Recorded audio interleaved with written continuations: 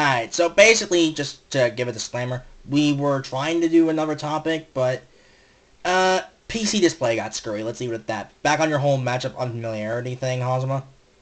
But yeah, so there are benefits to picking lower tiered characters. Like some characters, people just won't know what to do. Like they'll just look at this character and ask themselves, well, what do? Like they get into situations like, what do? Or you get those people who are just so careful and precise with what they do, but they're actually really good. Like, to give you an example, back in 1.3 and I saw the City of Japan, a Weiss Noel beating a Taylor Wald. Amazing. I'm not kidding you, that actually happened, but back on topic with that, it's like, yeah, there are the benefits. Like, every character has, for the most part, most characters have a reason to be on a team. And you'd be surprised how well even the lower ones can work. The problem is like, we effectively have the archetype problem. It's like, Okay, why? go ahead. It just kind of gets to a point where it's like, why pick X rushdown character when why rushdown character when X rushdown character exists? Okay, In to my give opinion. a more well-known example here, because I feel like this is the same problem we had in the last patch, let's look at Chie. Because she is a brawler character that is hella fun, and is overall pretty well-rounded in some aspects. The problem is we have characters like Yang and Seems too Akihiko. straightforward. We have characters like Yang and Akihiko who just kind of do all that better. It's like they actively existed. It's like, If you have there's a lot of characters who just kind of feel like they're invalidated for one reason or another because of this. Even the ones I genuinely feel are underrated. Like, even then, there are some good characters that are just heavily underused. I don't know if I mentioned this in the previous tag or not. Did I? Might have, I'm not sure. But basically, we get characters like Ragna, whom are really good, and Carmine, whom I think is very underrated, and yet almost no one freaking plays them. It's like the only Ragnas I know are Cheap, Elion, and Kiyomi. That's about it.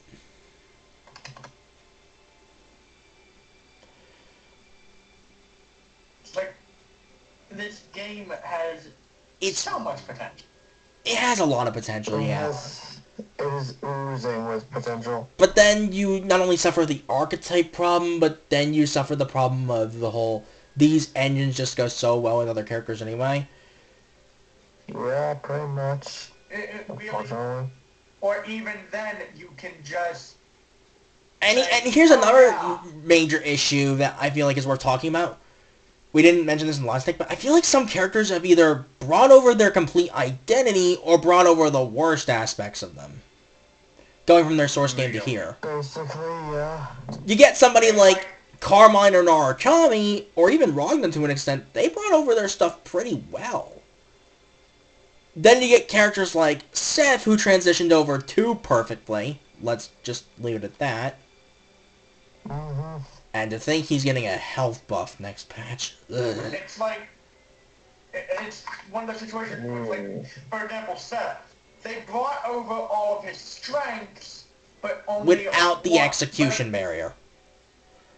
Exactly, they brought over all of his strengths, but gave him the lesser of his two weaknesses. Yeah, which is why I would consider him more of a borderline character in a sense. And even this game has shown, like, it can bring over a lot of identities really well. Look at Merkava. And yet, you get those characters who also either don't have as much of an identity as we would like, or bring over all the aspects of their identity, including the negatives. Or they only bring over the quote-unquote negative. Not entirely so with Akihiko, because I feel like Aki's game is more of a rock, paper, scissors game. The thing is, if he guesses right once, he kind of just avalanches you. What? Hold on. What? I wasn't talking about Akihiko. I was talking about the witch. Okay, yeah, that actually goes into a good point. Then there's 9. Yes, it does. Okay, I'm gonna just get straight to the point. I know people who are actively dropping 9 for one reason. She completely plays a different game, basically for free, and bypasses the fundamental values. She still has a degree of fundamental play to an extent due to her somewhat high learning curve, but once you learn her, she plays a completely different game, and doesn't even have to care what you're trying to do, in most cases. It's one of those things where it's like, this is just Central Fiction all over again. And no one wants that. nobody has ever wanted Central Fiction 9 to come back. In fact, I think she was the most notorious character in Central Fiction for being stupidly retarded. What is it with fighting games and witches? Well, Smash 4 had Bayonetta, Central Fiction had 9, Tag even has 9 at the moment, although 2.0 won't really change that too much, to be honest, from what I can tell. What was Eno like in Guilty Gear? I don't know, because I don't really keep up with Guilty Gear as much. Neither of us play that game. Why would we know that? Okay, but then you get frickin'... I'm looking that up. I hope you realize. Okay, please do, Yeah, but we yeah. know. For the record, the 2.0 stuff we know right now is not finalized. We don't have patch notes yet. But, yeah. We're not. When you get characters who feel like they can just play whatever game they damn well want to without having to really Play the game. respect their opponent, it even forces some of the top characters into bad matchups. Like, I'm gonna say this right now. 9 completely shuts down Yang. I think 9 is also a bad match for Akihiko. Merkaba 9, I'm kind of interested in it, actually. I want to know how that goes. Okay. But you get our point here. And the worst part is, we're speaking from experience. We may sound like we don't know what we're talking about, but again, I've clocked in nearly 3,000 hours. And I've clocked in nearly 2. And I've clocked in only 500, sadly.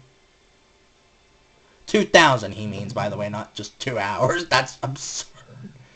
No, Yes, I I only played have this only game for 2 2 hours. hours. I only Tabba. played 2 hours. Yeah, even in Guilty Gear, Eno is at least A tier. Well, in Exard Rev 2? And no, even then, she's borderline S. In Exard Rev 2 specifically? Exert Rev 2, yeah. Thank you for clarifying. But anyway, And hell, this list puts her in top 3.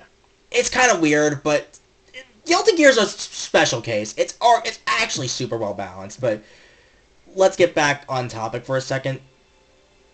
We haven't even gotten to the... It is sort of kind of on topic in a sense, but whatever.